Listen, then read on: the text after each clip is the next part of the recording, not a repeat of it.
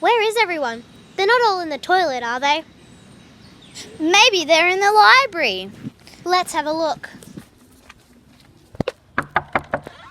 Hey guys, so I'm going to give you a tour of our Maitland Public School Library. So if you come right this way, here is our Maitland Public School Library.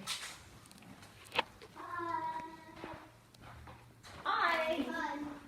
So this is one of our classes that are going on right now, and they're doing where you get a book and then you write the name of your book and then you do the author. So now we're going to give you a tour of our Maitland Public School Library. Hi guys, so now I'm going to show you the back of our library. So I'm going to show you the PLC books and our computer station. So if you have an orange label on yours, that means that you're a stage 3 PRC. And if you're a stage 2 PRC, you have a green label.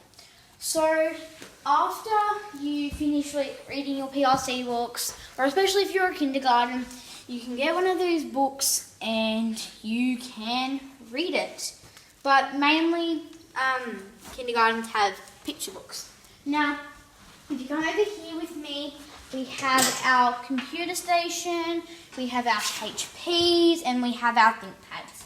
So that's our computer tour. And if you come over here, we have some more books. We have a lot of factory books up there and all that. And then we have our stationery, we have glue sticks, we have crayons, and we have pencils, and we have little letters. So Now we're going to do the front of the library. So here we have our working space. This is where when they come in the library to do their work, they'll sit here and they'll get their books. Now their books, they're just over here. As you can see. We've got some books over here. We've got our stage 3 books over here. And this is what our books look like. We have done some stuff in our books with Miss Coombs or Miss brown. Yeah, but this space is usually where Miss Brown sits. Yeah, we have our printer and other stuff. Yeah, we also have our stage 2 and 1 books over here. And this is where our teacher that is teaching sits. So she'll sit here and maybe do stuff on the computer, and then it'll come up on this screen. Oh yeah. Also, another thing, here are some other books. These are also PRC books you can get. These, so they can be from K to 2. They have the pink sticker on them, as you can see. So we've got our PRC for K to 6. And these have just got, yeah. Anyway, I think that's it. Today we will be reading Fantastic Mr. Fox by Roald Dahl. Chapter 1. The 3 Farmers. Down in the valley there were 3 farms. The owners of these farms had done well. They were rich men. They were also nasty men. All 3 of these men were about as nasty and as mean as any men you could meet. Their names were Farmer Bunce, Farmer Boggis, and Farmer Bean. Boggis was a chicken farmer. He kept thousands of chickens. He was enormously fat. This was because he ate 3 boiled chickens smothered with dumplings every day for breakfast, lunch, and supper. Bunce was a duck and goose farmer. He kept thousands of ducks and geese. He was a kind of pot-bellied dwarf. He was so short his chin would be underwater in the shallow end of any swimming pool in the world. His food was donuts and goose livers. He mashed the livers into a disgusting paste, then stuffed the paste into the donuts. His diet gave him a tummy ache and a beastly temper. Bean was a turkey and apple farmer. He kept thousands of turkeys in an orchard full of apple trees. He never ate any food at all. Instead, he drank gallons of strong cider which made from the apples in his orchard. He was as thin as a pencil and as the cleverest as them all.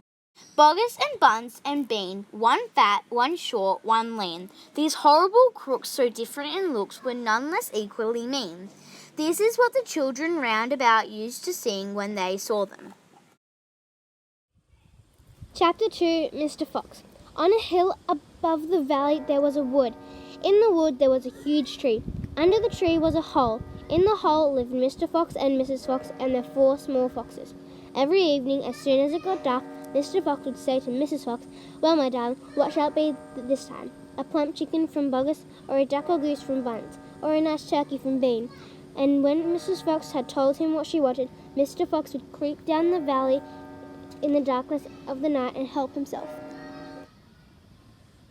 Bogus and Buns and Bean knew very well what was going on, and it made them wild with rage. They were not men who liked to give anything away. Less still did they like anything to be stolen from them. So every night, each of them would take his shotgun and hide in a dark place somewhere on his own farm, hoping to catch the robber.